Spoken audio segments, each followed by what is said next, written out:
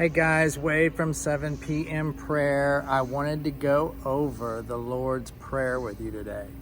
So again, this is one of those things we've been hearing our whole life, and yet it's kind of hard to tackle.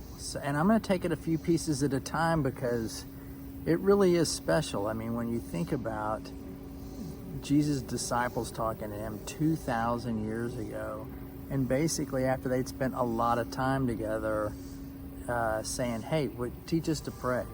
And remembering that this was an interesting concept to them. They didn't really think about having a relationship with God that they could call him up and talk to him about what was on their mind. So this is in the 11th chapter of Luke. It's the second verse is where it starts. But it starts out with, our Father who art in heaven, hallowed be thy name. So right off the bat, the Our Father who art in heaven, calling God Father was not something that guys would do back then. They would have thought of God as being someone that the high priest went in and visited under incredibly special circumstances, on a very rare occasion.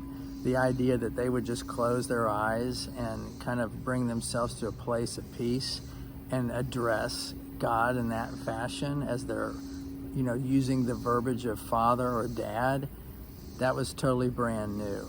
And for people with a lot of history in religion and a lot of rules, a lot of background, this was a complete and fundamental change.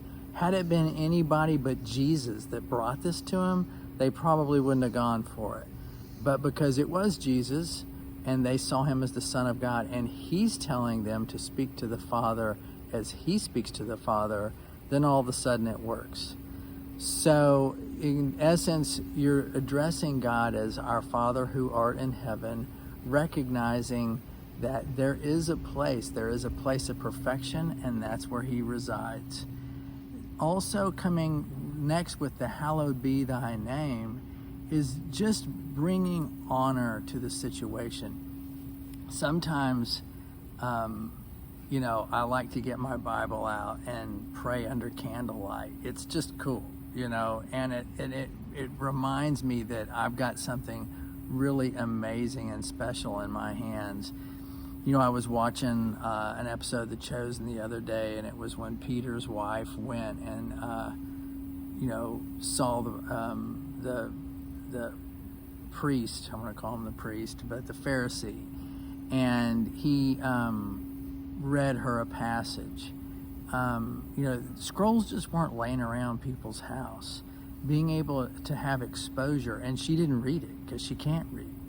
So, being able to read universally, having a Bible just sitting in every room in the house, not something that people for hundreds and hundreds and thousands of years have had access to. So the thing that they had that we don't have is it was easier for them to hallow God's name. God's seeming reverential and special was an easy thing for them to do because we have a Bible in every room, because God is all over the place in terms of churches on every corner and all that. All of a sudden, he becomes incredibly regular, and even a lot of society isn't even interested in him. So you stack all that up, and all of a sudden it becomes easy to not hallow God's name. And yet, even back in a time when it was easier to, that was one of the first things Jesus wanted to remind us was, give honor to God. Give honor to your Father. So in opening that up, remember, this isn't something where they went to their local Sunday school teacher and said, hey, how should we pray? They're talking to Jesus, and this is what Jesus said. So quite often, if I'm just kind of at the gym, if I'm doing something and I'm looking for a way to just repeat something over to myself, I'll grab this prayer and I'll think about it line by line. And let's face it, at least for me, one of my biggest challenges in life and one of my biggest goals is to get to the end of the day and I thought about what I wanted to think about. I said what I wanted to say. I did what I wanted to do.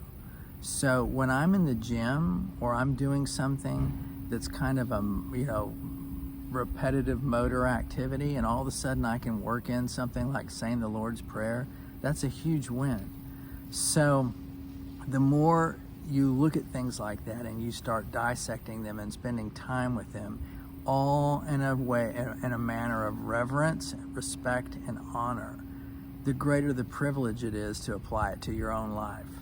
So being willing to honor God, thinking of God as our Father, those are some of the most precious things in life, and something we don't ever want to take for granted.